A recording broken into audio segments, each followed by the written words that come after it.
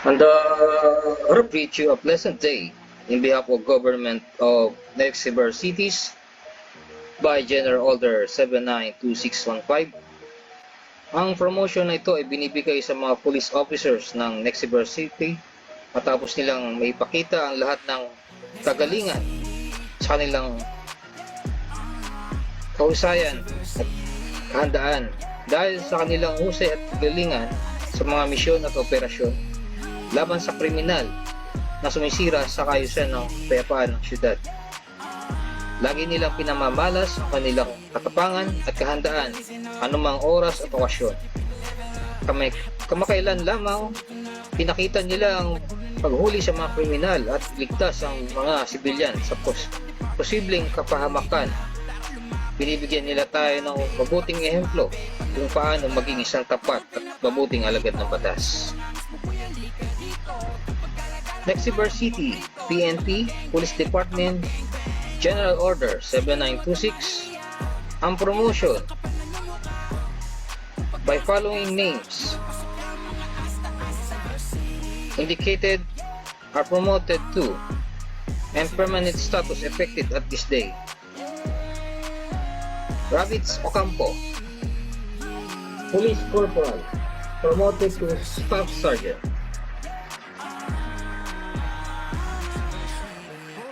Kingping Pablo, Police Corporal, promoted to Staff Sergeant.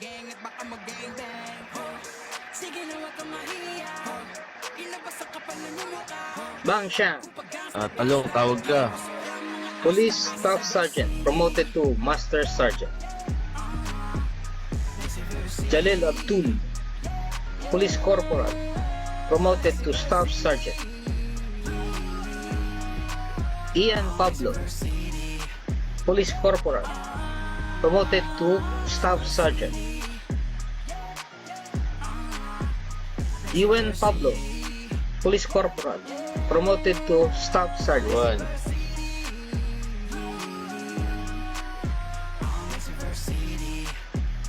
J. Velasco, Police Staff Sergeant, promoted to Police Master Sergeant.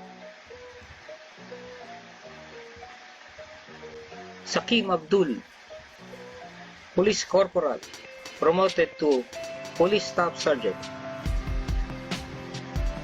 Pastor Pablo, Police Staff Sergeant, promoted to Police Executive Master Sergeant. Tiborcio Madlang Tuta,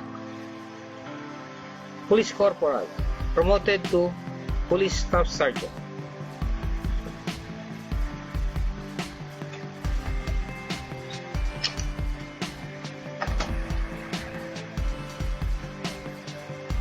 As a law enforcer, my fundamental duty is to serve the community, to safeguard lives and property, to protect the innocent against deception, the weak against oppression and intimidation, and the peaceful against violence or disorder, and to respect the constitutional rights of all liberty, equality, and justice.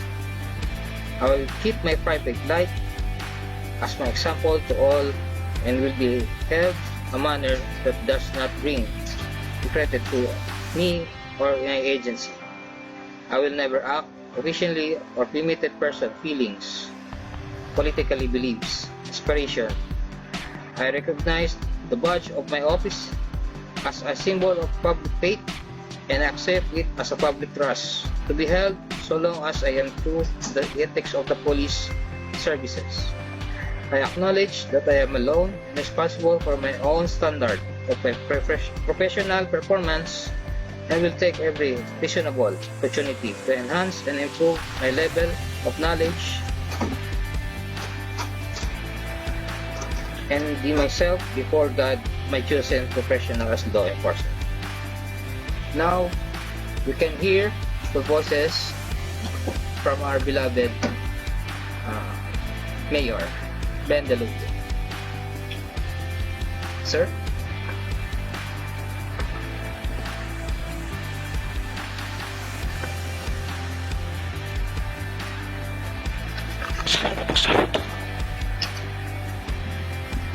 Hello, dinig ba ako? Yes, Mayor. Rinig. Yun. Siyempre, patuloy ko congratulate natin yung mga na-promote natin na mga pulis na magsipag na pulis na handang magsilbi sa taong bayan. Walang iniisip kundi ang kapakanan ng mga taong bayan, hindi ang kanyang sarili. Yan ang importante sa lahat. So, deserve nila yan, yung promotion na yan. At yung mga promoter to, ayan mga yan, ay merong tatanggap na bigay ko na sa kanya. Tapos yan na lang mamimigay.